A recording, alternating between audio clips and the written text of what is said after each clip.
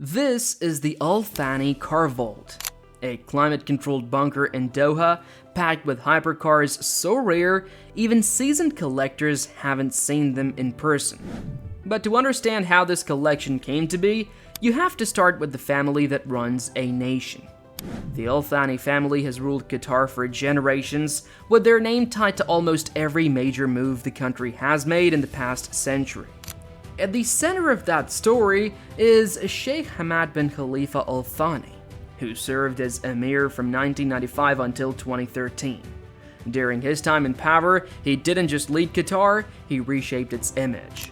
He used the country's vast oil and gas wealth to build influence beyond the Gulf, turning a small desert peninsula into a heavyweight on the global stage. He handed the throne to his son, Sheikh Tamim bin Hamad Al Thani. But much of the infrastructure and international presence we now associate with Qatar, Al Jazeera, the 2022 FIFA World Cup, and massive real estate deals in places like London and New York began under Hamad's watch. The Al Thani family's net worth isn't easy to pin down, but it's often estimated in the hundreds of billions. That wealth is spread across various forms. The most obvious is Qatar's oil and natural gas reserves, which have given the country one of the biggest and highest per capita incomes in the world. But the money doesn't just sit in state accounts. Through the Qatar Investment Authority, the family has stakes in companies like Volkswagen, Barclays, and even the Empire State Building. Walk down Oxford Street in London or through the Champs-Élysées in Paris, and odds are you'll pass a property owned by Qatari interests. They're also serious about art. The family is behind the Museum of Islamic Art in Doha, which houses one of the largest collections of Islamic artifacts in the world. Sheikh Hamad's daughter, Sheikha Al Mayasa, chairs the Qatar Museum's authority and is often described as one of the most powerful figures in the art world. She was reportedly behind Qatar's $250 million purchase of Paul Cézanne's The Card Players, at the time, the most expensive painting ever sold. So, when people talk about the Al Thanis, they're not just talking about royalty in the traditional sense. This is a family with global reach, managing personal and state wealth that shows up in business, culture, politics, and real estate. And as you'd expect, that kind of money doesn't just buy influence, it also buys a staggering collection of cars. Now that you know who they are, it's time to see what they're driving, and where those cars are kept. Tucked away in Doha, far from the flash of hotel lobbies and luxury malls, sits one of the most private car vaults on Earth. It's not marked on any map, and there's no public tour, but people who know cars, collectors, journalists, even a few lucky YouTubers, have caught glimpses. The Al Thani car collection is real, and so is the place it's kept. The exact location is tightly guarded, but a few photos and short videos have slipped out over the years, showing long rows of hypercars lined under spotlights, looking more like sculptures in a museum than vehicles built for the road. The vault itself is custom-built and reportedly climate-controlled to protect both the paint and the inner workings of these multi-million-dollar machines. When you're storing Bugatti Veyron L'Or Blanc, yes, the one with actual porcelain on the body, you can't risk moisture or dust. Some of the cars in this collection are one of a kind. The kind that doesn't show up at Pebble Beach or go on display at the Geneva Motor Show because they never leave this room. It's not just temperature that's managed either. Lighting, ventilation, and even tire pressure are tracked and adjusted. Every car is stored as if it might be driven tomorrow. The Al Thani family has hired full-time staff to manage the collection. Not just drivers or mechanics, but specialists trained to care for vehicles like the Pagani Zonda Uno or the Ferrari 599XX. These aren't cars you roll into a dealership for servicing. Most need custom parts, specialized fluids, and software updates that only the original manufacturer can provide. Some are so rare, they require their own tools. This is why technicians are flown in directly from Italy or Germany when something needs attention. Security, as you'd expect, is top level. The vault is rumored to be protected by biometric access, surveillance systems, and a rotating guard presence. But there's no bragging about it. The family doesn't publicize what's in there. No big reveals, no guided walkthroughs, Just silence and the occasional whisper in car forums or Instagram photos and posts from someone who managed to get a 10-second shot. But what's inside this vault is what makes it unlike any garage in the world. The Thani car collection isn't just large, it's stacked with machines most people will never even see in real life. These aren't everyday Lamborghinis or Ferraris parked outside hotels, these are the rarest of the rare. Often one-off or ultra-limited builds, tailored down to the stitching and paint for owners who don't have to ask about price or availability. One of the most talked about examples is the Bugatti Veyron L'Or Blanc. This version isn't just fast, it's covered in actual porcelain. Designed with German porcelain maker Königliche Porzellan manufacturer, it's a mix of art and engineering that cost over $2 million. The bodywork has streaks of white and cobalt blue that catch the light in a way regular paint never could. Then there is the Ferrari 599XX, essentially a race car Ferrari built just for track use. It's not street legal, and buyers had to be invited by Ferrari to even have a chance at owning one. It's brutal in sound and speed, and the fact that it sits in a private garage instead of a paddock at Monza says a lot about the buying power involved. The collection also includes the Pagani Zonda Uno, a custom version of an already rare car. Pagani only made 3 of them, and this one, fitted with exposed carbon fiber and turquoise accents, became famous after being spotted in London, where it caused traffic jams just by existing. On top of that, there are multiple Koenigsegg's, several McLaren P1s, and at least one Lamborghini Veneno, another hypercar that came out in tiny numbers and now sells for several $1 million on the rare occasions it changes hands. Some of the cars are more about presence than speed. The Thani family reportedly owns a whole fleet of Rolls-Royce Phantoms, each painted in a custom shade known as Thani Blue. It's a rich turquoise tone that's become a calling card, easily spotted outside 5-star hotels or during summer in London, where the cars are often shipped in just for the season. There's also the Aston Martin 177, a car that lives up to its name. Only 77 were built. With a price tag north of $1.4 million and a naturally aspirated V12 under the hood, it's a blend of old-school muscle and British luxury that fits right into the rest of the garage. Of course, these cars don't just sit in a vault, they've made appearances around the world and people noticed. Every summer in London, car enthusiasts and casual onlookers alike know when the Thani collection has arrived, even before they see the plates. The streets of Knightsbridge, especially around Sloane Street and Harrods, becoming an unofficial showroom for some of the rarest cars in the world, all wearing that unmistakable shade of turquoise.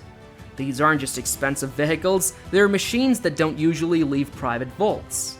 But the Thani family has a history of flying them across continents, sometimes just for the summer.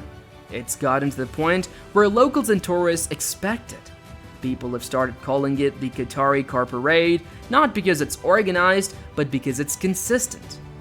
The cars, Bugatti Veyrons, McLaren P1s, Lamborghini Aventadors, and even the odd Rolls-Royce Phantom show up wrapped in that same bold color, each one matching the next in a kind of signature family style. In places like Monaco and Paris, it's a similar story.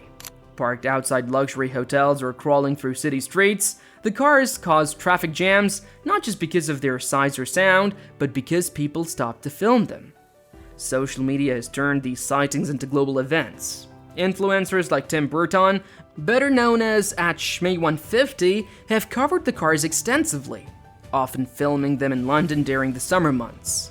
Supercar Blondie, who's built a brand around luxury vehicle content, has also captured some of the Thani fleet in different cities. These videos rack up millions of views. It's not just about the price tags, it's about seeing something up close that usually exists behind closed doors. Not all the attention has been positive. Some residents in London have complained about the noise, the crowds, and the occasional street race. But even with the pushback, the spectacle continues.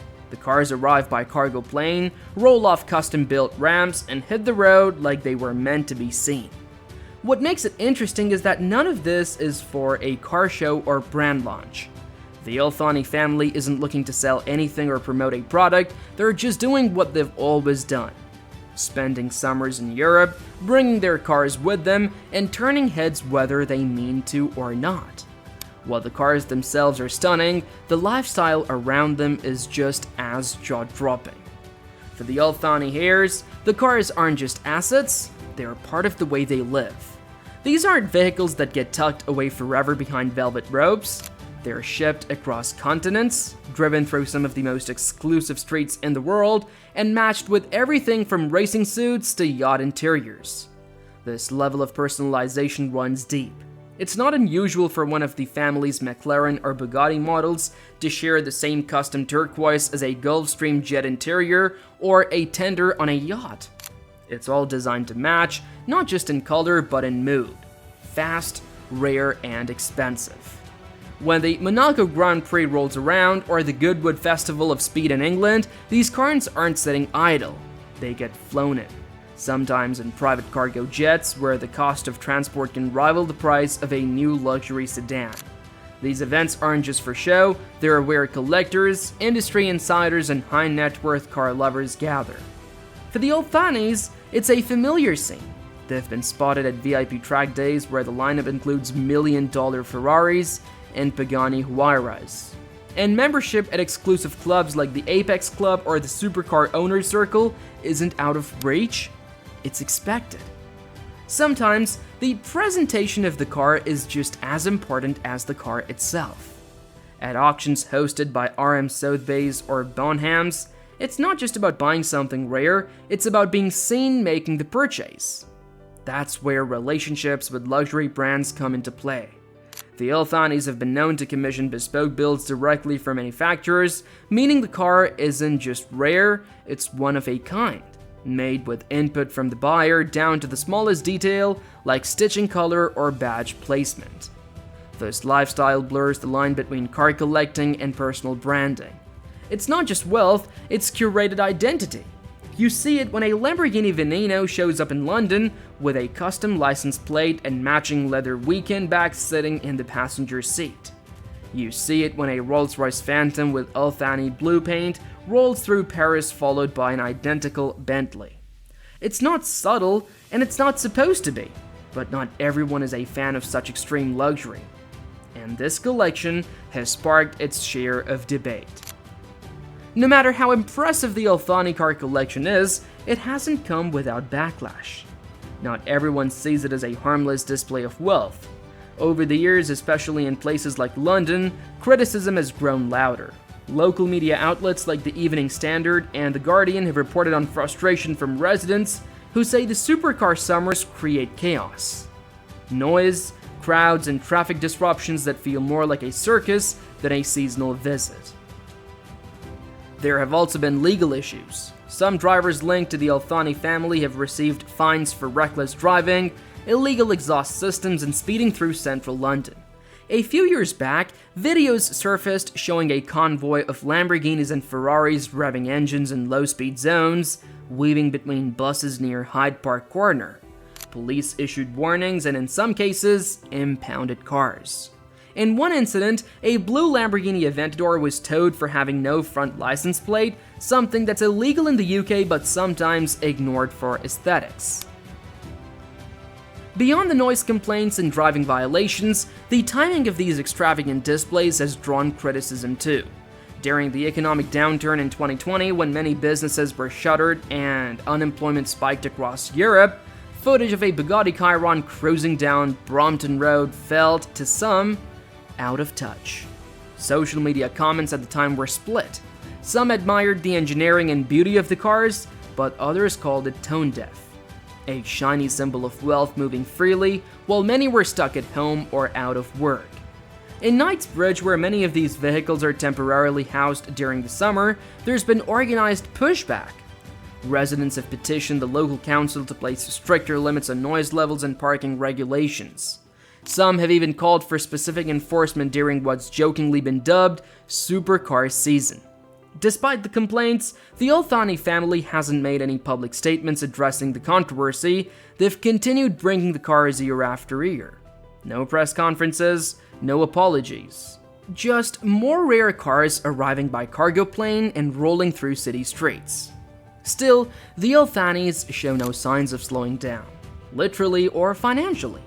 Car culture is shifting, and even families like the Thanis, who have long been known for chasing raw horsepower and limited production badges, aren't ignoring it. While the collection is still heavy on V12 engines and handcrafted carbon fiber, there are signs it's entering a new phase. Still exclusive, still extreme, but in tune with global pressure around emissions and sustainability. The Thanis may not lead the conversation on climate, but they know where car culture is heading, and they're clearly watching closely. Beyond new technology, there is also growing interest in preservation. Some insiders say members of the family have started investing more heavily in vintage auctions, bidding quietly on classics from the 1950s and 60s. These aren't the flashy hypercars you'll see outside the Dorchester in London, they're subtle, like a Ferrari 250 GT or a Mercedes 300 SL Gullwing, and come with a different kind of prestige. It's less about showing off and more about history, rarity, and long-term value. And then there is Qatar itself. As part of the country's Vision 2030 strategy, which aims to diversify the economy and build cultural infrastructure, there is talk of an automotive museum project. Nothing has been officially confirmed, but sources close to Qatar museums have hinted at plans that would showcase rare vehicles, design, and engineering as part of a broader push to bring global attention to the country's creative scenes. If that happens, the Thani collection, or at least a curated part of it, could end up on public display. Not behind velvet ropes in a private garage, but in a climate-controlled, architect-designed building where people can walk up close and see what billions in automotive taste looks like. Whether you love it or question it, one thing is clear. This isn't just about cars, it's about what money can really buy. If you had access to $800 million, would you build a garage or a legend? Leave your thoughts in the comments below.